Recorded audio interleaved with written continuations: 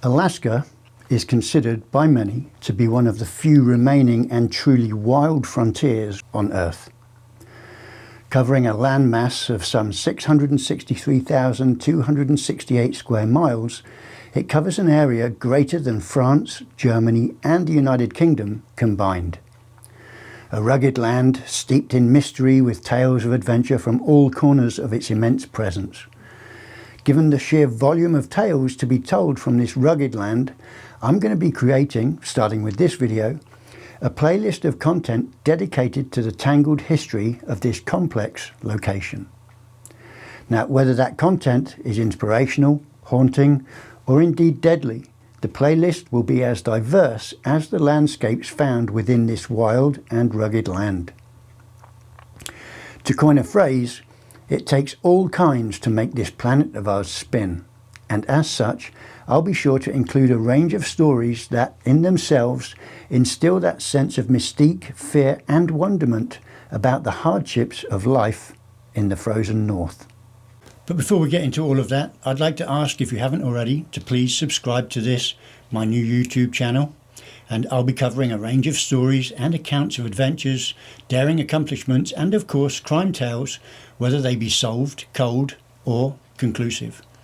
And I'd like to ask that you also slam that notifications bell so that you'll be notified as and when new content is uploaded by yours truly. But in my customary shout out before I get going, I'd like to say a huge thanks and cheers to new subscribers Eric Holden, Colin Young and Groovy. Also many thanks to John Matthews, DrumDad54SDL, Tube Surfer and John Atkinson for your much appreciated feedback and comments on recent uploads. So without further ado, let's get into this first instalment of Mystery Alaska here on the flip side.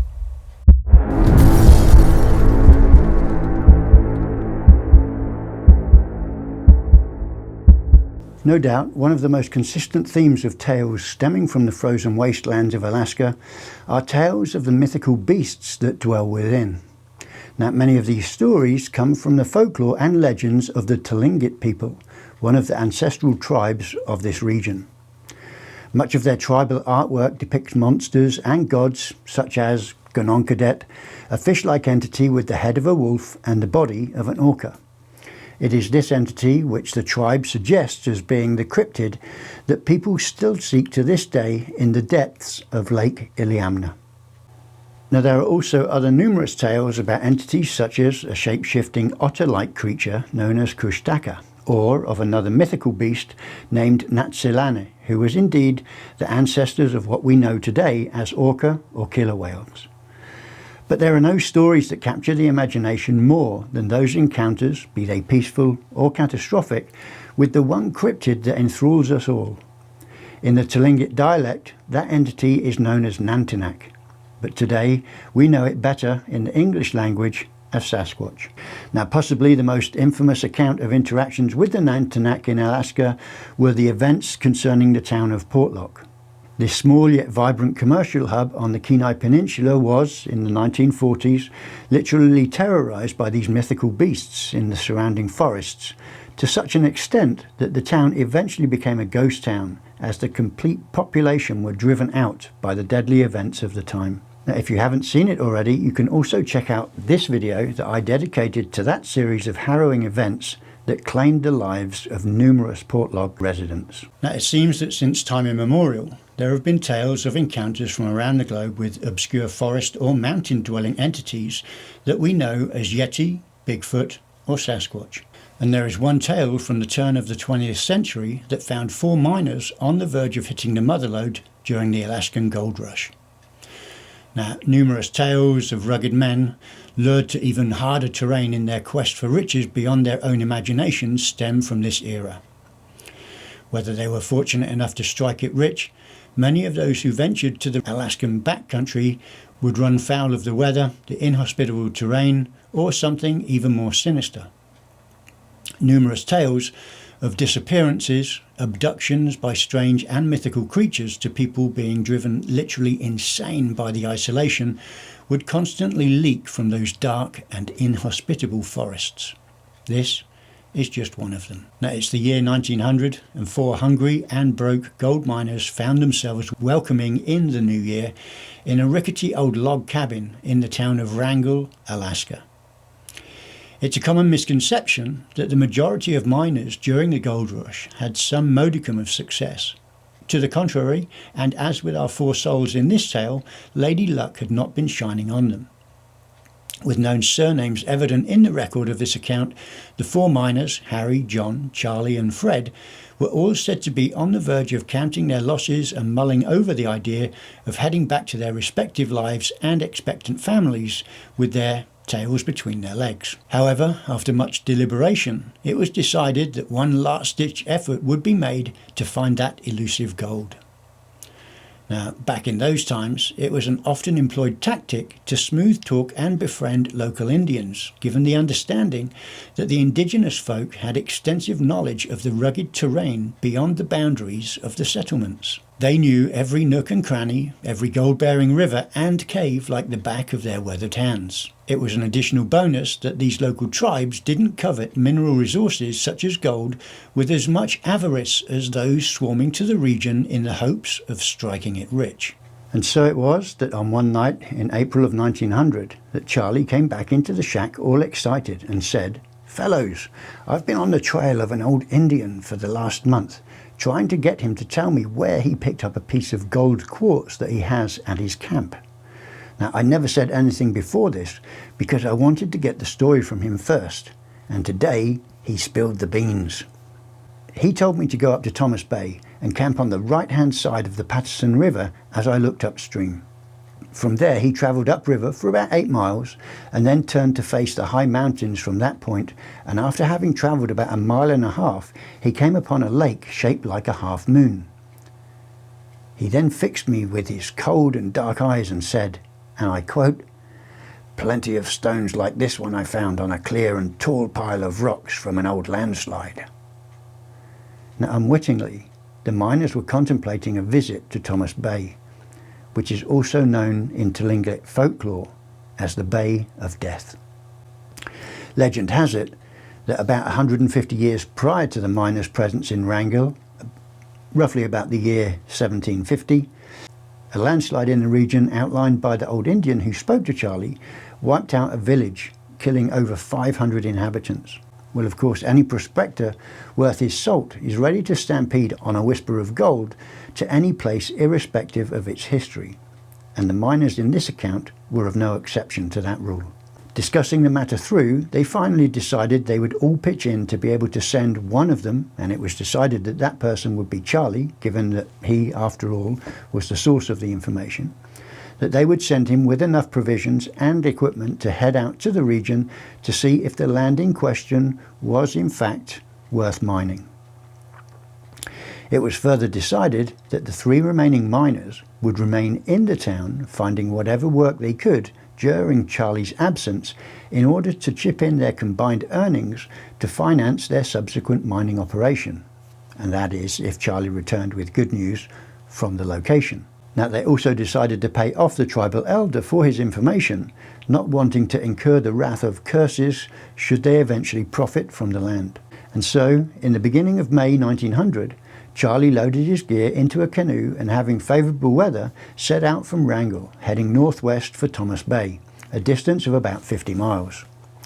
Loaded with 3 months' supplies, it was agreed that he would return earlier if he encountered extreme hardship, or indeed if he did find anything of value. That way him and the other miners could maximise their efforts in extracting any riches that he may find. It was also decided that if in the event he never returned within the 3 months cut-off time, the remaining 3 men would head out after putting word out around town to initiate a search for their lost colleague. Now, John and Fred found work as lumberjacks around the local region, while Harry landed on a pretty good job at the Wrangell sawmill.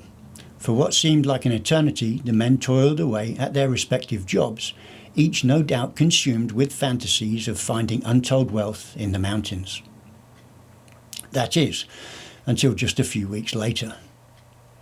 Just 1 month to the day had passed when, in the middle of June, and after the 3 men had returned from their labour, They were discussing things in the cabin when who should walk in but Charlie. With clear indication that he'd been through something arduous, Charlie had neither a coat nor a hat on, as was customary at the time. He also bore all the signs of having literally gone through hell.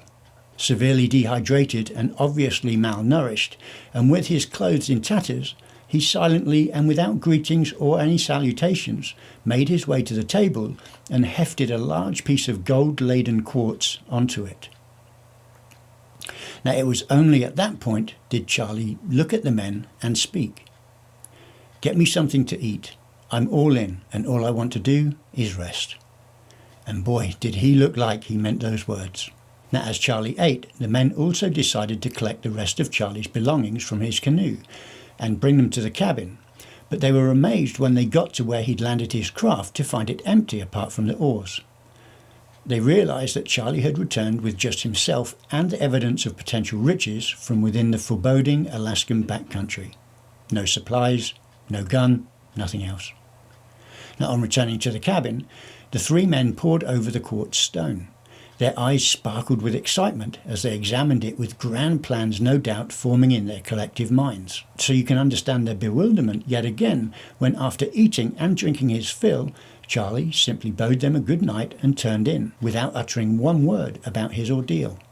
That would have to wait until the following day. That night, each of the three men spent a restless night waiting to hear what Charlie would recount from his journey the following morning.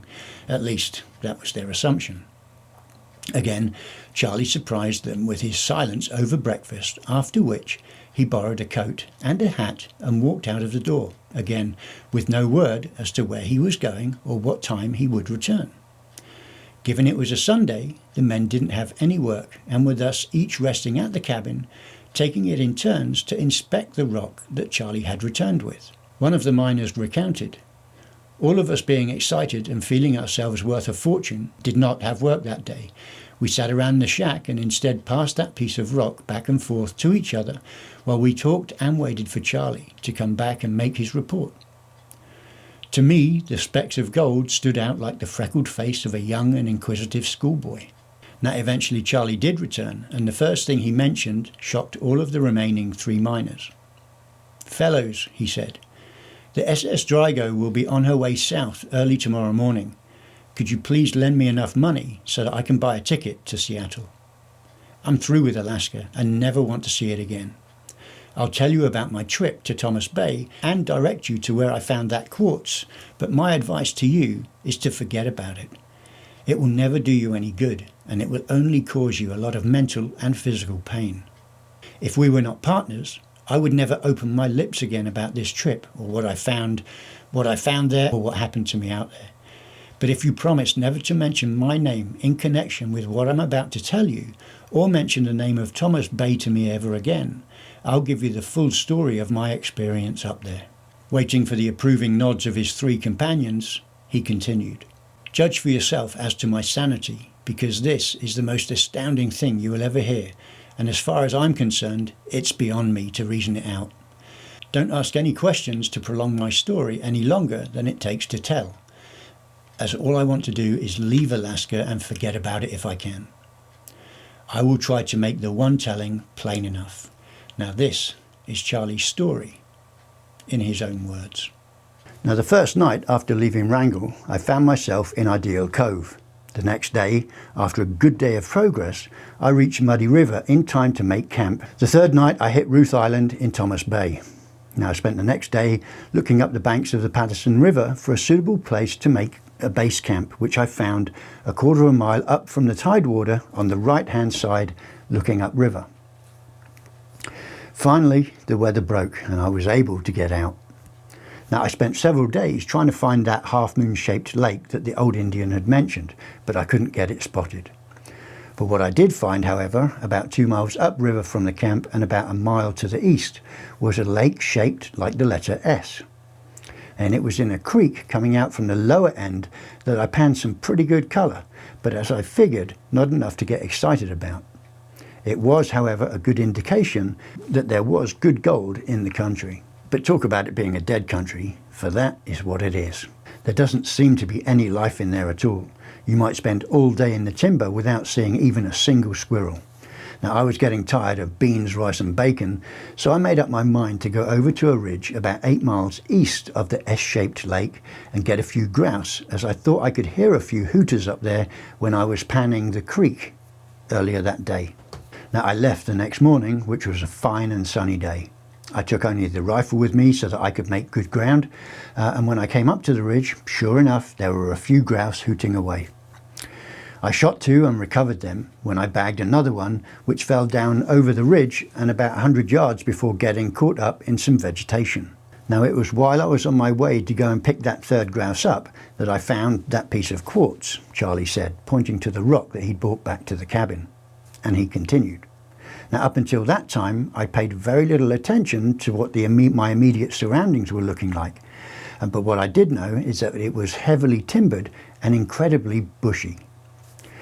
The formation from where the rock had come didn't show up immediately, and I had no tools with me sufficient to uncover it. But what I did see was that the top of an old dead tree had been broken off and fallen and scraped the top moss and loose dirt of a space measuring about 8 feet wide and 18 to 20 feet long. And that uncovered the quartz ledge where I found that piece. Now, the ledge was worked smooth by a glacier at one time. Now, I couldn't find anything to break a piece off with, so I used the butt of my gun to get that rock. Now, in doing so, I broke the stock of my gun, thus ruining it for further use. But that didn't worry me too much, as I was pretty sure that there was no game in the country larger than a grouse, and damned few of them to be sure. My first thought was of the richness of the quartz and of you fellows, and of getting back to town in order to round you all up so we could get busy at extracting what there is to get. And after looking and enjoying the feeling of knowing that I'd made a rich find, I covered up the ledge again with moss, old tree limbs and a rotten chunk of bark. On finishing that job, I thought I'd climb the ridge directly over the ledge in order to get my landmarks and bearings so that I could come back to it again, or at least tell you guys where it was if anything should happen to me.